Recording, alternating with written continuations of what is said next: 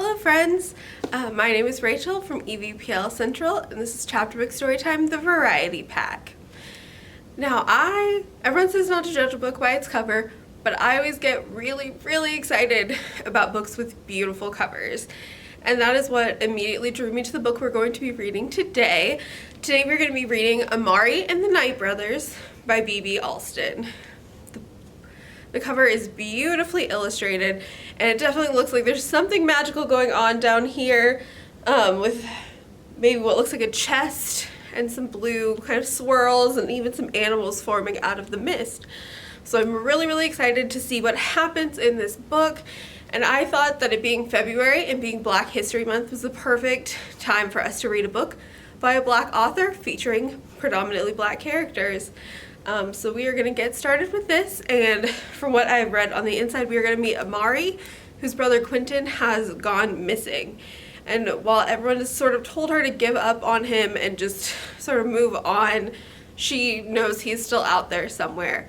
And what I think we're going to find is that maybe there's something magical happening and it is not just a natural disappearance. So let's jump in and find out. Go ahead and get all cozy and ready to listen, and we will get started. Chapter 1.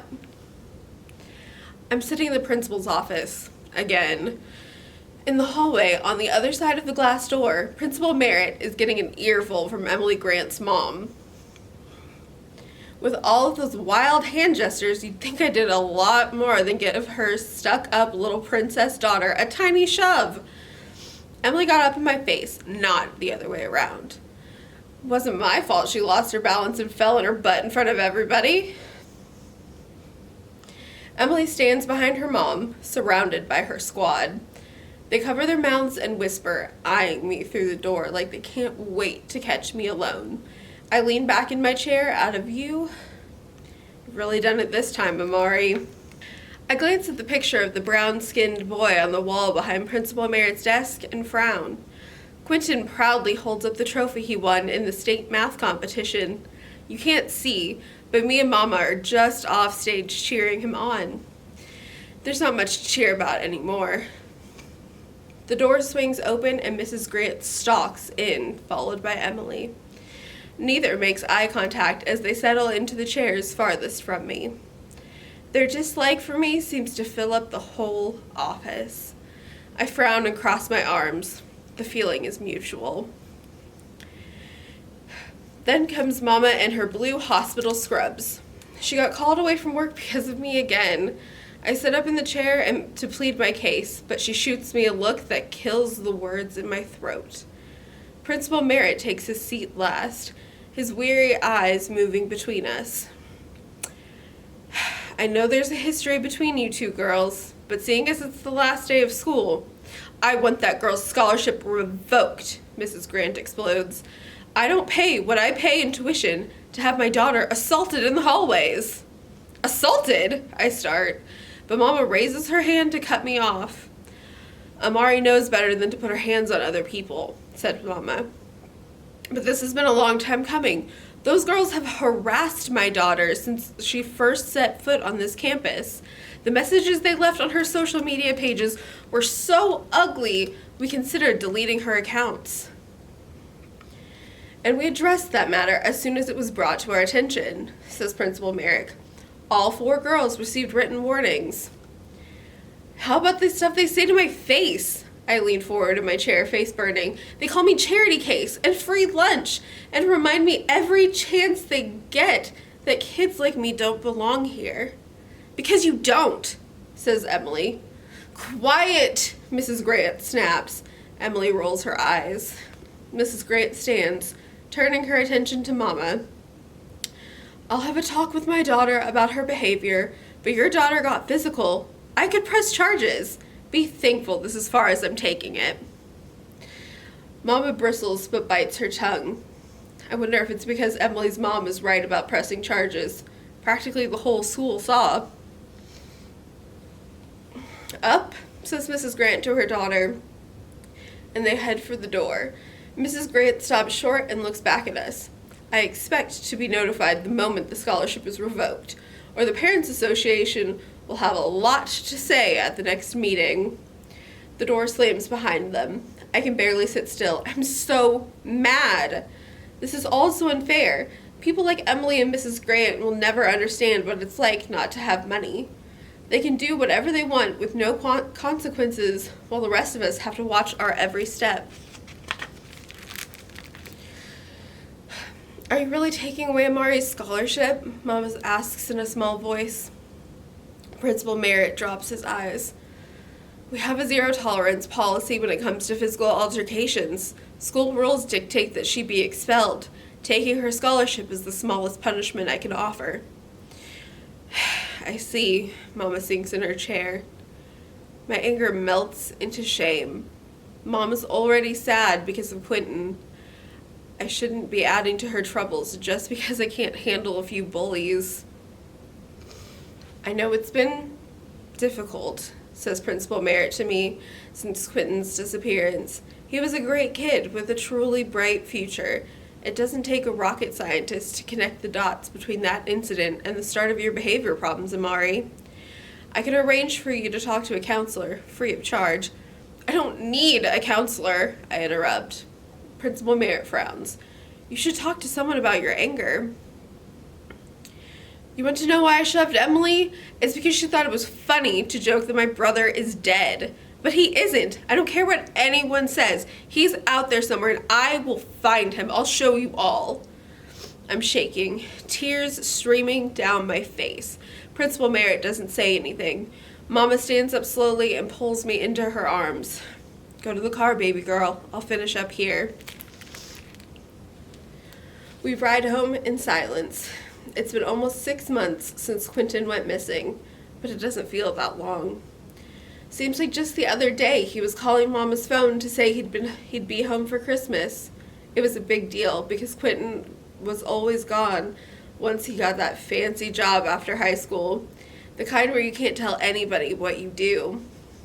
I used to swear up and down that Quinton was some sort of super secret spy like James Bond, but he would just give me this little smirk and say, "You're wrong, but you're not totally wrong." Whenever I tried to get more out of him, he'd just laugh and promise to tell me when I got older. See, Quinton is smart. He graduated valedictorian from Jefferson Academy and got full scholarship offers from 2 Ivy League schools. He turned them both down to work for whoever he's working for. When he went missing, I was sure his secret job had something to do with it, or at least that somebody who worked with him might know what happened. But when we told the detectives about his job, they looked at me and Mama like we were crazy. They had the nerve to tell us that, as far as they could tell, Quinton was unemployed, that there was no tax record indicating he ever had a job of any kind. But that just didn't make sense. He'd never lie about something like that. When Mama told them he used to send money home to help out with the bills, the detective suggested that Quinton might be involved in something he didn't want us to know about. Something illegal. That's always what people think whenever you come from the Wood, aka the Rosewood Low-Income Housing Projects. The cars rattle as we pass over the railroad tracks, letting me know we're in my neighborhood now. I'm not going to lie. It feels different coming back here after being on the other side of town. It's like the world is brighter around Jefferson Academy and all those big, colorful houses that surround it. Where I'm from feels gray in comparison. We pass liquor stores and pawn shops, and I see D boys leaning up against the street signs, mean mugging like they own the world. We pass liquor stores and pawn shops, and I see D boys leaning up against street signs, mean mugging like they own the whole world. Jaden, a boy I knew in elementary school, stands with a bunch of older boys, a big gold chain around his neck. He recognizes the car and shoots me a grin as we pass. I try to smile back, but I don't know if it's convincing. We haven't spoken since Quinton went missing, not since he started hanging out with the guys he promised my brother he'd stay away from. Once we pull up in front of our apartment building, Mama buries her face in her hands and cries. Are you okay? I ask. I feel like I'm failing you, baby girl. I work 12-hour shifts 5 days a week. You should have somebody around you can talk to. I'm fine. I know you only work so much because you have to. Mama shakes her head. I don't want you to have to struggle like I do. That scholarship to Jefferson Academy was your ticket to a good college, to a better life. Lord knows I can't afford to send you to a place like that on my own. I don't know what we're supposed to do now. I'm sorry, but I never fit in at that place. I crossed my arms and turned to look out the window. Just because my brother made it look so easy doesn't mean I can too. I'm not Quinton. I'm not asking you to be your brother, says Mama. I'm just asking that you try. The school was an opportunity for you to see that there's a big, wide world outside this neighborhood, a chance to broaden your horizons. She sighs. I know it's unfair, but the truth is that when you're a poor black girl from the wood, certain people are going to already have it in their minds what type of person you are. You can't give them a reason to think you're right. They're right. I don't respond. She acts like this isn't something she's already told me 1,000,000 times. If you're not acting up in school, says Mama, then you're sitting in front of that computer for hours. It's not healthy, Amari. I mean, I know she's right, but it's hard to concentrate on schoolwork when you can hear other kids whispering about you, and posting photos of Quinton on as many websites as I can lets me feel like I'm helping with the search. I know it's a long shot, but it gives me hope. Mama continues, when you get inside, I want you to slide that laptop under my door and leave it there. But Mama, she waves her hand, I don't want to hear it. Until you decide to take your future more seriously, that computer stays with me. We'll talk more about this tomorrow.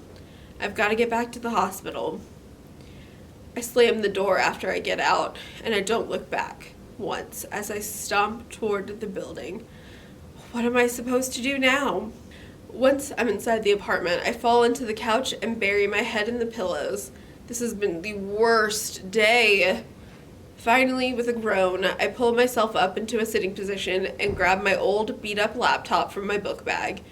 Quinton won it after placing second at some international science fair forever ago. He gave it to me after he won a better one the next year. I'm not even surprised when the screen stays black after I open it up. I open and close it a few times, but it still won't work, since it's clearly in one of its moods. I set it down and head to the kitchen to get myself some food. Except even after I've calmed my grumbling belly, the laptop still won't turn on. I close my eyes and bring it up to my forehead.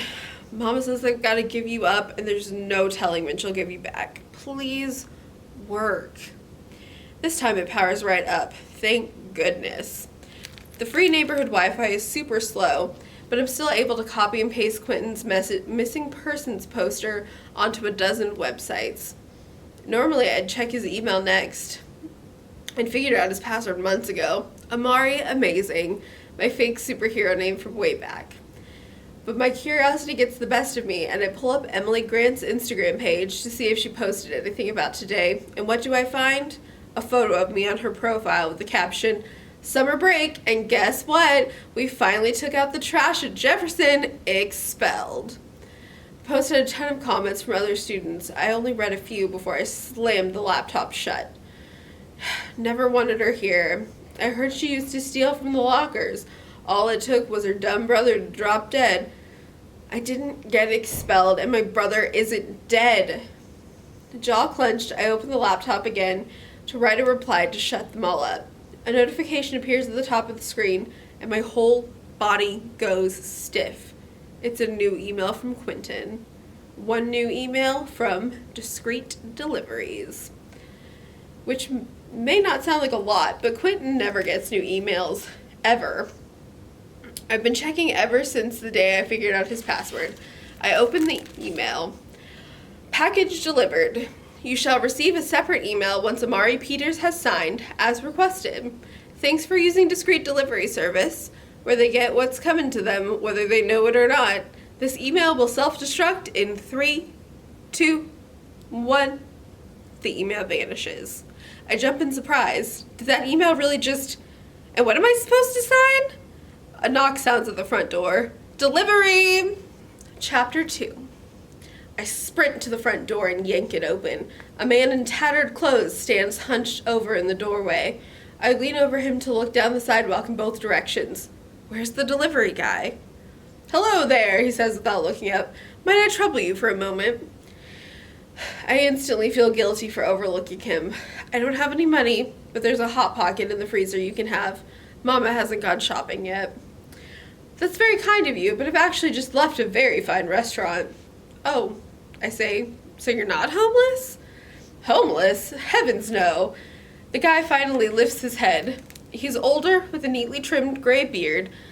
The thing he's been hunched over is a computer tablet. Why would you think that? My eyes drop to his patchy clothes. No reason. The guy follows my eyes and his face goes bright red. I'll have you know that this is the height of fashion and... Oh, never mind. Might your name be Amari Peters? Whoa. I take a couple steps backwards. How do you know my name? It's right here on the screen, he says, pointing to his tablet. I'll just need you to sign for your delivery and I'll be on my way. You're the delivery guy? I say warily. And you've got a package for me? Yep, he flips the tablet around. From a Q Peters. I gasp. You're saying you've really brought me something from my brother? The guy nods. I do if this Q Peters fella is your brother. Says here he sent exactly one Broaden Your Horizons kit. Broaden your horizons? Wasn't that what Mama was just talking about? Is this some kind of joke? I should think not, he frowns. I only do deliveries part-time, but I take it seriously. Well, whatever you're supposed to be delivering, I'll take it. And that's when I notice he's not carrying any envelopes or boxes. Where is it? Only after you sign, I'm afraid. The guy offers the tablet and I grab it, messily signing the screen with the tip of my finger. I look at him expectantly. The package? The man taps the screen a couple more times. Left it in Q Peter's old bedroom closet. I just stare. You've been inside my apartment? With Q Peter's permission, of course. He clears his throat loudly. Now then, I'm afraid I'll be needing your memory of this whole encounter. You see, we at Discreet Deliveries take pride in our customers' anonymity. Don't worry, you'll still get your package. At some point during the day, you'll feel a sudden, unexplainable urge to clean out that closet, and there the package will be. You need my what? I say nervous and step back. Just the one memory. The guy pulls out what looks to be a TV remote. Then he squints down at the tablet again. Oh, my mistake. Seems your name is on the memory intact list. Someone's off to the bureau, I'll bet. Best 30 years of my life. Anyways, good afternoon. I blink and the man is gone. What in the world just happened? And what's in my brother's closet? Even after all this time, I half expect to hear Quinton yell at me for barging into his room without his permission. I step inside and glance around at the wrinkled, wrapped posters hanging alongside his framed photographs of Stephen Hawking and Martin Luther King. His bed is messy like always, and his academic trophies and honor roll certificates fill up the back wall. The investigators tore this place apart looking for clues about what might have happened to him, but me and Mama made sure to put everything back exactly like it was. I think we both secretly hoped we'd find something the police missed, something only family might recognize. But that just didn't happen. Neither one of us had been in here since. It hurts too much.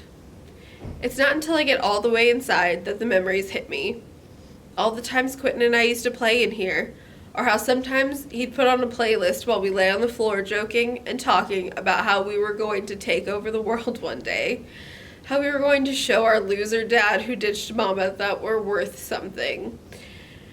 How we'd always have each other's backs, no matter what.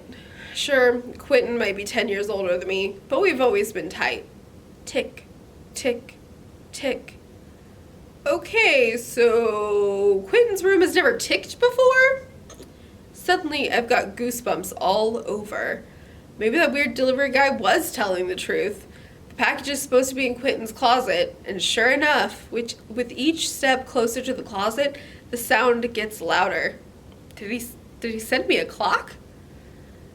I bite my bottom lip and pull open the door. It's empty, except for the huge, ugly old chest that Quinton got from the thrift store when we were younger. While I was digging through the doll bin for a black Barbie, he had his eyes on this raggedy chest and half the leather cover missing. Claimed he needed a place to hold all his master plans. By the sound of it, whatever Quinton sent me was inside. Thankfully, he broke the lock years ago, so getting in is as easy as lifting the top. I dig through the countless beat-up folders and old notebooks, searching for anything that might tick. It's not until I get to the very bottom that I find a loudly ticking black briefcase with a white post-it note on top with Quinton's handwriting. For Amari's eyes only. Quickly, I take the briefcase out of the chest and set it on the floor. What could be inside? Fidgeting with the locks doesn't get it open, so I try yanking it apart. No luck. That's when I notice another post-it note on the other side. Will open at midnight after the last day of school. I swallow, my heart booming. Quinton never said anything about having a briefcase for me, but that's his handwriting. Maybe he wants to explain where he is and what happened. After 6 months of worrying like crazy, could this be how I find him? I glance over at Quinton's alarm clock. 4:13 p.m. Midnight is nearly 8 hours away. But what is it that I'm waiting for? 11:58 p.m. I'm in my room, sitting at the head of my bed with my knees pulled up to my chest. The briefcase sits at the foot of my bed, looking suspicious. I check the hallway again. Mama's been home for a few hours, but no lights shine under her door. She must be asleep. Good. Whatever's inside that briefcase, Quinton made it clear that only I'm supposed to see it.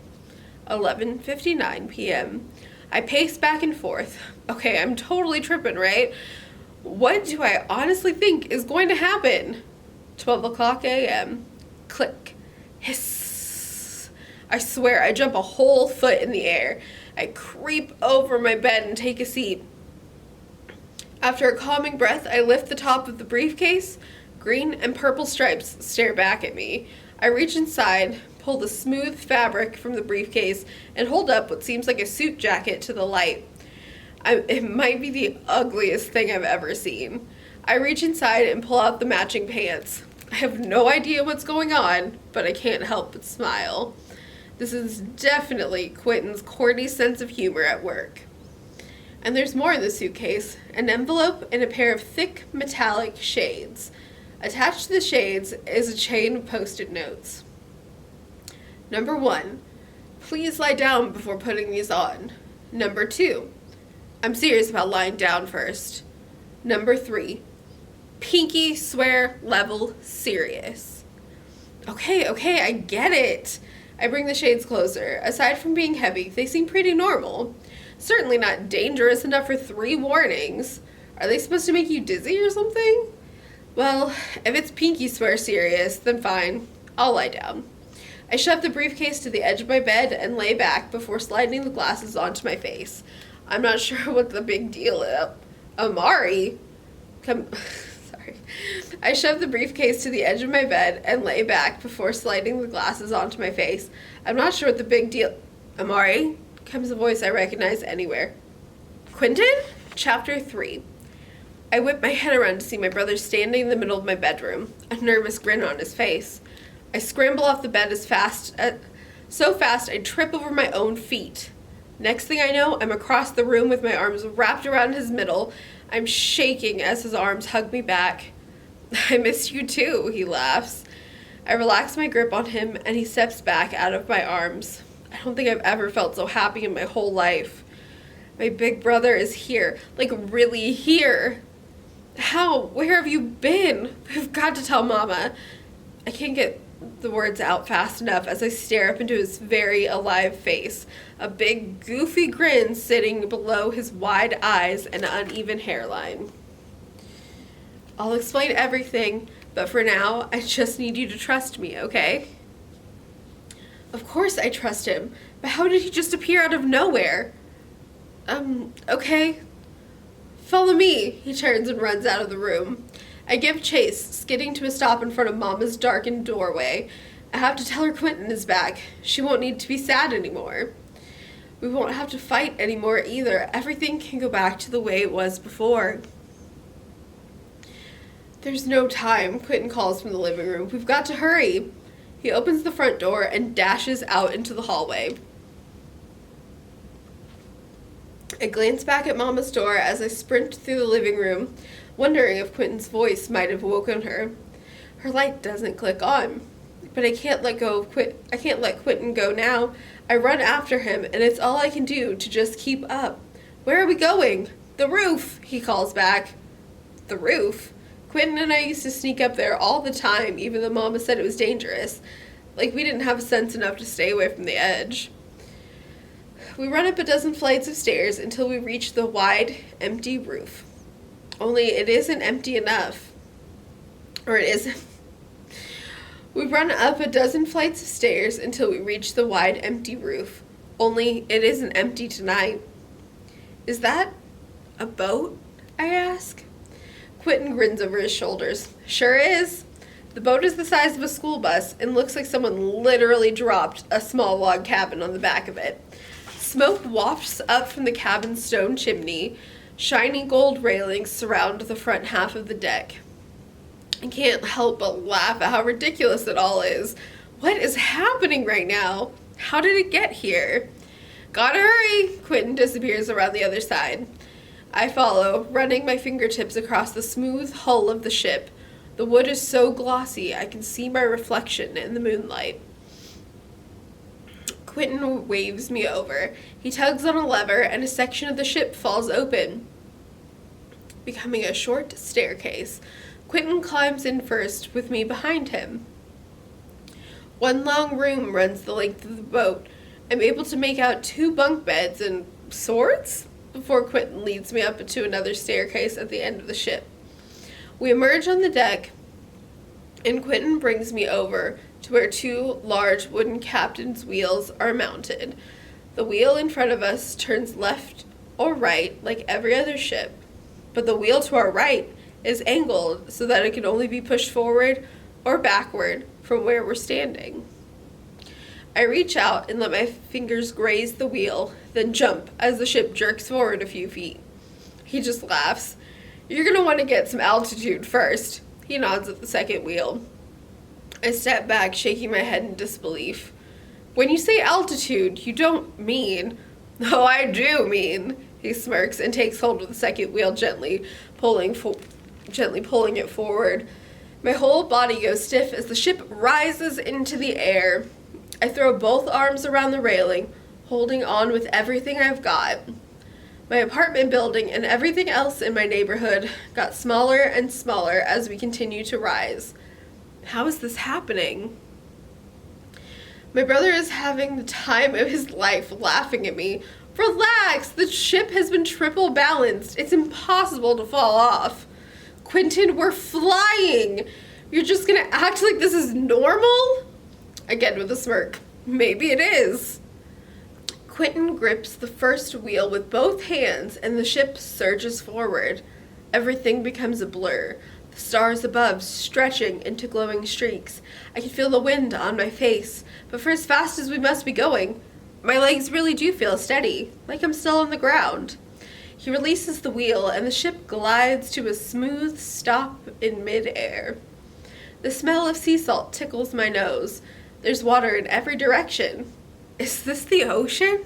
My brother nods. Take a peek through the telescope next to the railing and look down. Tell me what you see. Down? Who uses a telescope to look down? Still, I step over and peer through. All I see is ocean. Keep looking. It's a special telescope, so it might take your eyes a few seconds to adjust. I squint a little. Nothing. And then... something. It appears only for a second before it's gone again. A streak of white, like lightning, arcing across the ocean floor. What was that? I ask. Keep looking. And this time, use the dial. As I turn the dial, my view through the telescope magnifies. Now I can see that those streaks of light are actually glowing trains racing across the ocean floor. No way, I whisper. I zoom out a bit and find more trains, and I'm nearly blinded by all the light. That train is just one of what seems like thousands of them, zigzagging and swirling in every direction. For as far as I can see, the ocean lights up like it's trying to outshine the starry night above. The whole world becomes a light show, just for me. I turn to Quinton, tears in my eyes. It's beautiful. But the big smile Quinton's been wearing since he showed up in my bedroom begins to fade. The International Railways of Atlantis. I only wish I could have shown you this in person. I don't understand, I say. I wanted you to know just how vast and wondrous the world really is. Everything you've seen from those trains to this ship is real, Amari. They're out there anytime you want to see them. Everything except me. I shake my head, but I'm looking right at you. You're looking through the shades. This is only an interactive recording. We call it a wakeful dream. I left instructions for its delivery in case something happened to me, and I guess it did. I took a dangerous job I loved dearly, and I knew the risks. Still, I really wish I was there with you now. The world around us begins to dim. I rush over and throw my arms around him. What happened to you? I don't know, Quinton says softly, but this dream was only supposed to be sent if the Bureau declared me missing or dead. You're only missing, I shudder. I can feel it. Quinton squeezes me tighter. Whatever happened to me, please don't let it discourage you from exploring this world to its fullest. Some of the things I've seen will take your breath away. I've left you a nomination with instructions on it. A nomination? I ask. For what? Everything goes black. Time's up, Chicken Little. I love you. I love you too, I whisper. I'm going to find you. The real you. No matter what it takes. Chapter 4.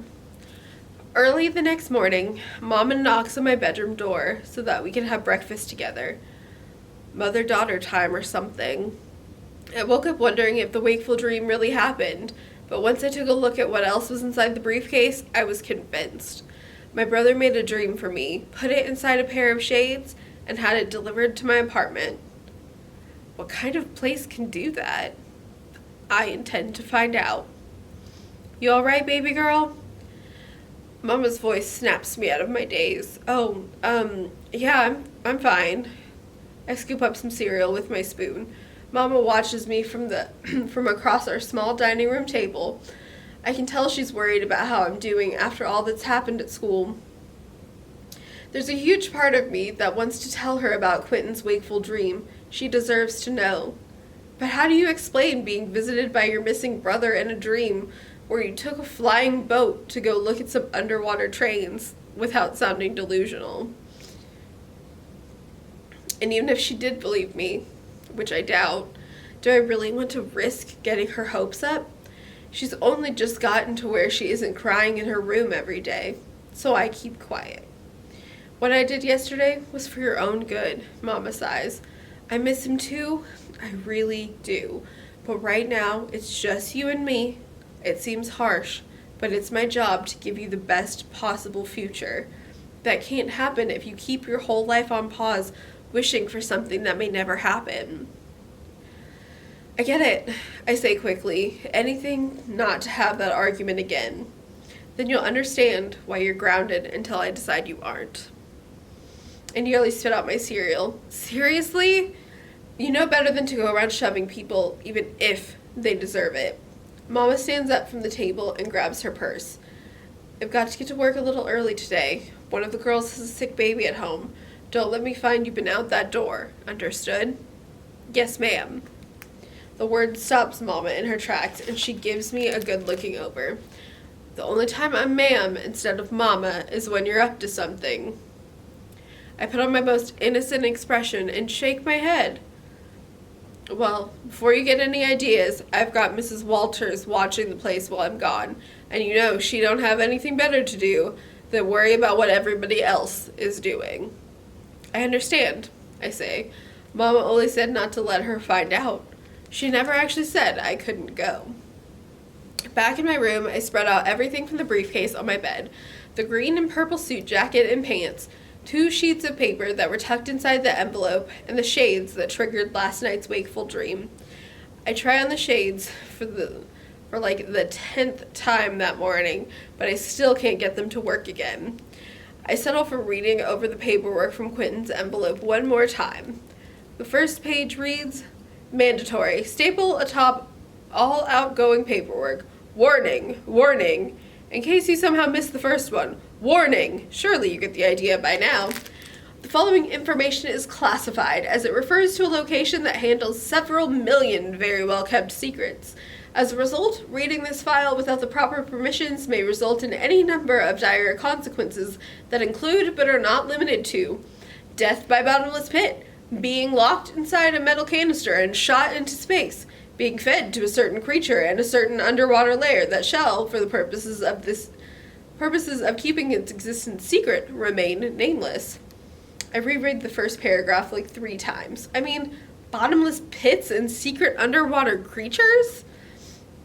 Now then, should you happen across this paperwork by accident and wish to know how to avoid such consequences, and will know if you've peeked, you are to do the following. Seal it up in an envelope, wrap that envelope in no fewer than 3 yellow blankets, preferably all the same shade. Stuff it all in a box, tape that box shut, and mail it to the following address. None of your business, don't ask which street, New York, New York, 54321. Of course, if you have been deemed special and thus do have proper permission, feel free to move on to the next page. Signed, Secrets. Before last night, I would have laughed at that warning, but something tells me that whoever these people are Quinton works for, they mean every word. Thankfully, Quinton made it pretty clear that this was meant for me. The second page confirms it. Nomination for consideration.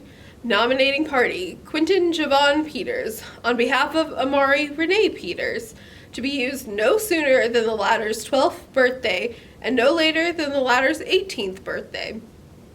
Please bring this nomination in person to 1440 North Main Street, Atlanta, Georgia, 30305 for the requisite interview. Upon arrival at this address, enter the leftmost elevator alone. Once the door is closed, press the basement button, B, 26 times and await further instruction. Now it's just a matter of getting there. Unfortunately, that warning isn't the scariest part of what's inside the briefcase. One more post-it is attached to the leg of the pantsuit. Wear this suit to the interview. Clearly, Quinton has lost his mind. He wants me to go around in this neighborhood in a green and purple suit?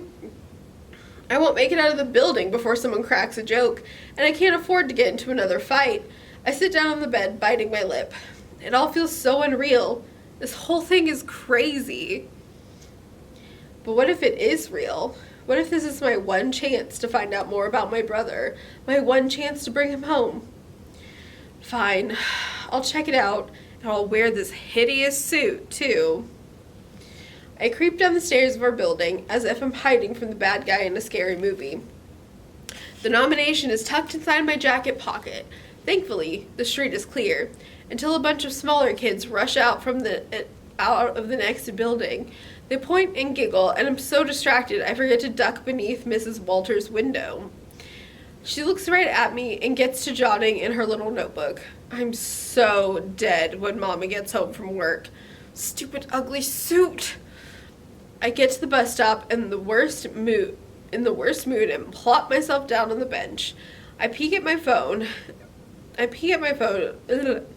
I'm so sorry that I keep doing that. Stupid, ugly suit. I get to the bus stop in the worst mood and plop myself down on the bench.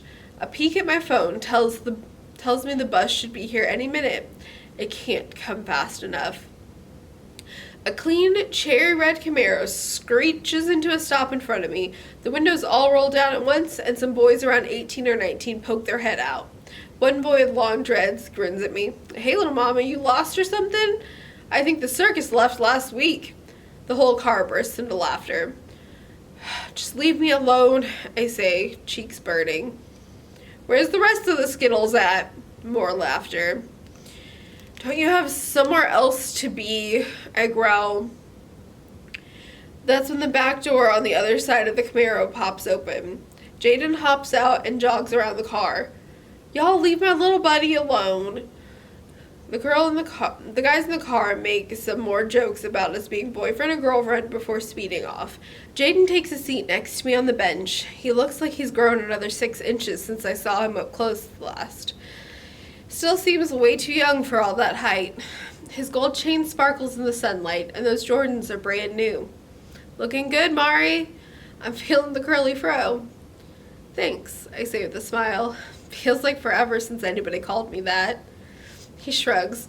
You don't hang with us anymore. Not since Quinton, you know. Yeah, I know. Truth is, even though we're in the same grade, I only knew Jaden through the tutoring program at the rec center where Quinton used to volunteer. It's kind of embarrassing to admit, but all my old friends were kids my brother knew first. Jaden laughs suddenly. So I gotta ask, what's up with the suit? Is this how them rich folks dress? No, I say. This is for an interview. It's hard to explain. Oh, so you trying to get a summer job or something? I nod. Something like that. Jaden's expression turns serious. He glances around before meeting my gaze again. If you need some cash, I can loan you some. He reaches inside his pocket and pulls out a roll of $20 bills. Pay you back for all the times you and your brother looked out for me. Jaden doesn't look it now, but he's had it worse than a lot of kids living out here. Me and Quinton always had Mama to support us.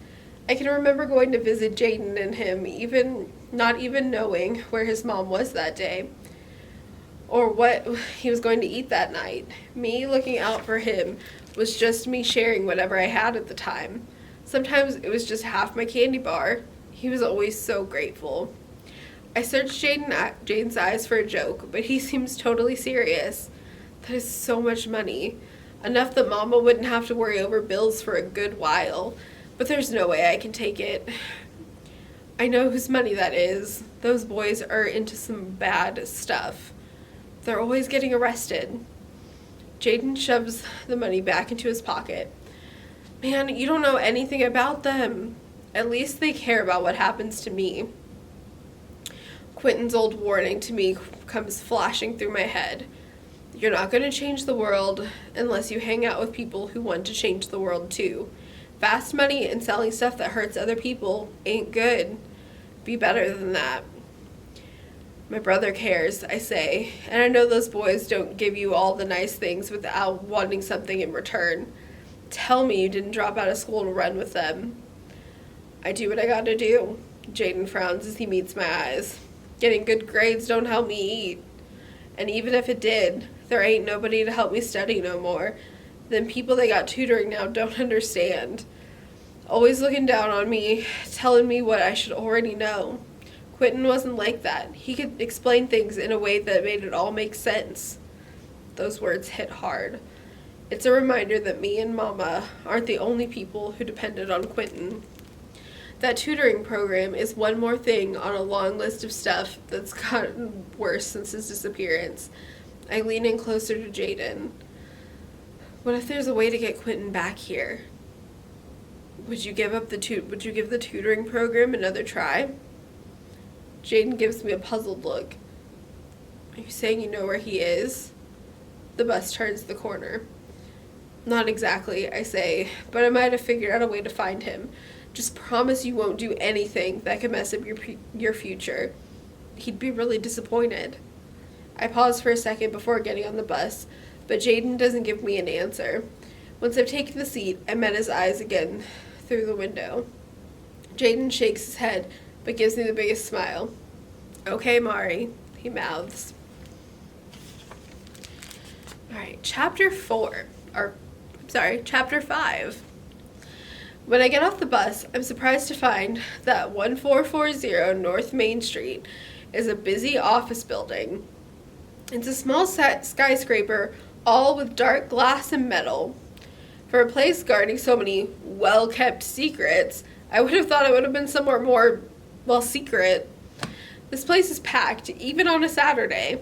I climb the stairs to the front entrance, doing my best to ignore all the eyes my suit attracts. And then, nearly panic when I notice the security desk is just inside the doors, but strangely, the guard just smiles and waves me through. No questions asked. I spot the elevators at the back of the lobby and make my way through the crowd of adults. It's just my luck that I've come on the day of some business conference. The instructions say I have to wait for the leftmost elevator to be empty. That's way easier said than done. It's the elevator that gets used the most. I get so tired of standing around waiting that I take a seat on a small bench. After around 15 minutes, the traffic in the lobby begins to die down, and I finally get my chance. But just when I think I'm home free, a frowning, bald guy slips into the elevator with me. I reach out and hold the doors. The man spins around to face me. "Stop that! I've got a meeting I'm already late for." If I don't think of something quick, I'll never get where I'm going. I've got a really bad cold. I throw a sniffle and a couple fake coughs. "I don't want you to catch it." The man scoots away from me, his frown deepening. "Yes, well, maybe I can wait on the next one." He dashes out the elevator so fast you'd think I had the plague. Finally, I'm alone. The elevator doors shut. I take one more glance at the nomination form, press the basement button 26 times. On the last press, the light dims and a red beam scans the elevator. "Nomination form detected," says a robotic voice. "Please proceed." A loud click sounds, and the back of the elevator opens up to a winding hallway with metal walls. No way! How is any of this real? I lean forward, hoping to get a peek at where this thing leads, but it twists out of sight. No turning back now, I guess. Shaking off my nerves, I follow the hall to a small waiting room. 6 chairs with a magazine rack in the corner. At the counter, a plump blonde lady smiles at me. "How can I help you?" "My brother nominated me for..." Wait, what did he nominate me for exactly? "Of course," the lady says politely.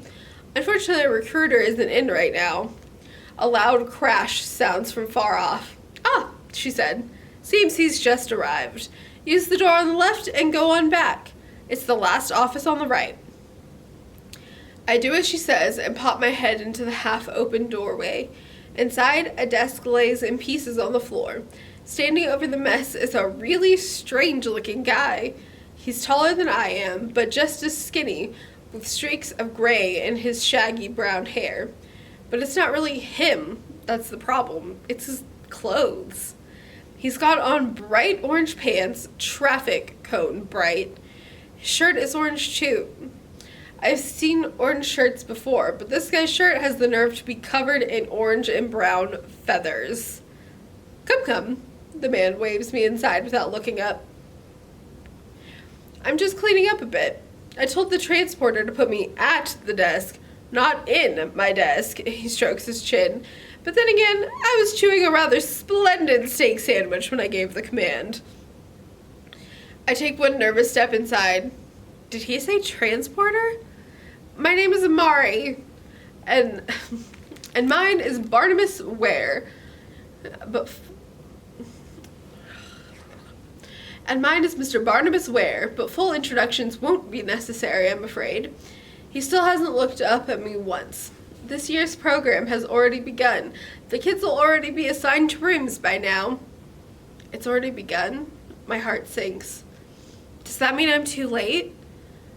I only just got my nomination. Rules are rules. Whoever nominated you should have filled out the proper waiver if your school year runs long. There's always next summer. He finally looks at me and his eyes go wide. "Many pardons, but if you don't mind me asking, is that suit a genuine Dubois?" I glance down at the ugly green and purple stripes and shrug. "What's a Dubois?" The man gasps. "Only the most brilliant clothing and accessories designer in the world." He comes closer, stepping over the shattered pieces of his desk. and then picks up the end of my right sleeve and rubs the fabric in his hand. Very good. Yes, very good indeed. Would you mind removing the jacket? I'd love to try it on. Oh, sure. It's strange that anyone would be interested in this ugly thing, except for maybe wanting to burn it and dance on the ashes. But then, this guy's comfortable wearing orange and brown feathers. I slide off the jacket and hand it to him. He actually tries to put it on. He's almost a foot taller than I am. No way it'll fit. But it does. Perfectly. My jaw drops. How? Ah, yes, it's certainly authentic. Never can tell with so many knockoffs going around. But only the genuine Dubois have the one-size-fits-all feature. Only way to be sure. The wife and I swear by them. Mr. Ware gestures toward his own outfit. My ensemble is from the tropical collection. Essence of a sandy parrot. Now, you might be wondering why it is I have on vacation attire. I'll explain. You see, we were on vacation, naturally, and having quite the time, I should add, when I received an urgent message from my supervisor that a child had been added to the list and no one was in the office. You're supposed to be able to count on your coworkers to pick up the slack when you're on vacation. You'd expect that, wouldn't you? I guess. Can't we get back to how my jacket... Mr. Ware throws up his hands. Exactly. It's a reasonable thing to expect, but not when Thesda Greengrass is your partner, always going to pieces whenever one of her bloody cats gets taken away. I can't understand why her neighbors might object to a tiger in the neighborhood.